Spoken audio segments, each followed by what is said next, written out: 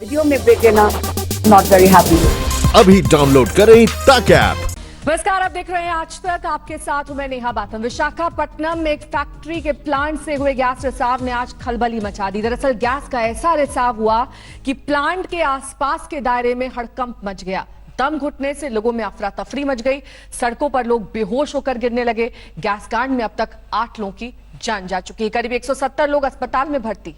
ये तस्वीरें आपकी संवेदना को झकझोर देंगी।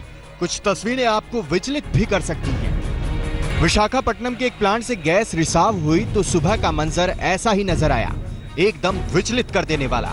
गैस से अचानक दम घुटने से कोई सड़कों के किनारे फुटपाथ पर बेहोश पड़ गया तो कुछ ऐसे भी थे जो अर्ध बेहोशी की हालत में जहां थे। अफरा तफरी के बीच एम्बुलेंस के सायरन की आवाज माहौल को और डरावना बना रही थी, इस बात की तस्दीक करती हुई कि मामला गंभीर है।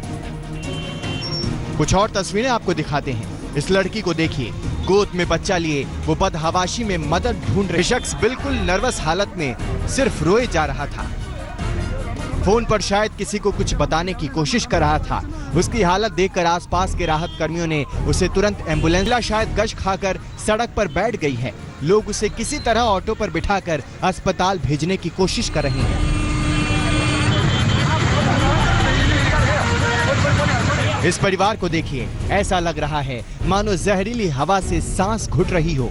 पुलिस वाला उसकी मदद को आता है, लेकिन इस वक्त शायद उसकी हिम्मत नहीं हो रही।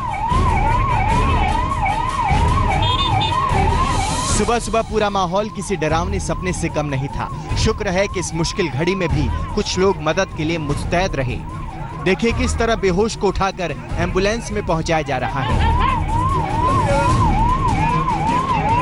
जिसे जो मिला उसी से अस्पताल की ओर भागा, एम्बुलेंस, बाइक या फिर पैदल ही। इस लड़के पर भी जहरीली गैस का असर नजर आ रहा है। पानी देकर उसे ठीक करने की कोशिश हो रही है। विशाखापट्टनम के इस प्लांट से तड़के 2:30 बजे जब गैस का रिसाव हुआ तो किसी को कुछ समझ नहीं आया। बताया जाता है कि उस वक्त प्लांट में करीब 2000 लोग मौजूद थे। गैस से जब सांस उखड़ने लगी तो बदहवासी में लोग भागने लगे। इस कोशिश में कुछ लोग पास के नाले में भी गिर गए तो कई लोग सड़कों पर बेहोश हो गए। इस वजह से राहत कर्मियों को पहुंचने में मुश्किलें पेश आई। जहरीली गैस का सबसे ज्यादा असर बच्चों और बुजुर्गों पर देखा गया। आसपास के अस्पताल गैस से बीमार हुए लोगों से भरे पड़े हैं।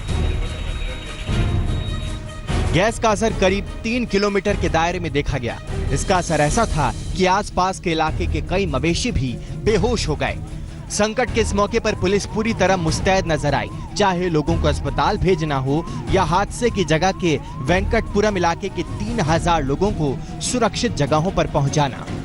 वैसे गैस लीक को सुबह 10 बजे से ही पहले काबू कर लिया गया, लेकिन इसने जो नुकसान किया उसकी भरपाई बेहद मुश्किल है।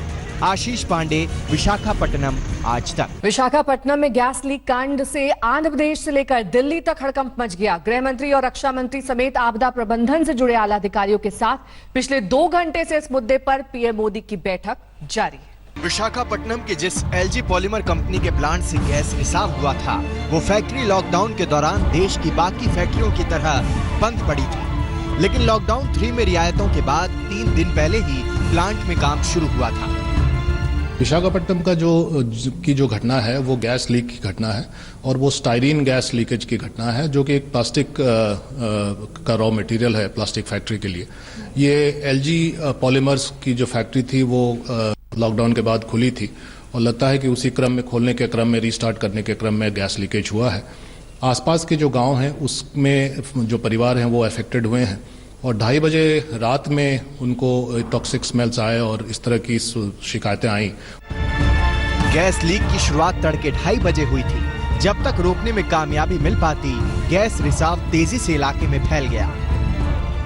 जो स्टोरेज टैंक है इस केमिकल की, पीवीसी के उसका रिसाव हुआ, पीवीसी गैस का रिसाव हुआ है और ये करीब 2:30 और सुबह में ये रिसाव शुरू हुआ और रिसाव के तुरंत बाद वहाँ पर जो फैक्ट्री में मौजूद कर्मचारी थे उन लोगों ने इसको कर्टेल करने के लिए, इसको कंट्रोल करने की कोशिश कवायद शुरू कर दी और उसी प्रोसेस में ये जो गैस है ये चिमनी के द्वारा वातावरण में फैला, उसको चिमनी के द्वारा वातावरण में निकला और फिर वो आसपास के रिहायशी इलाकों में फैला है।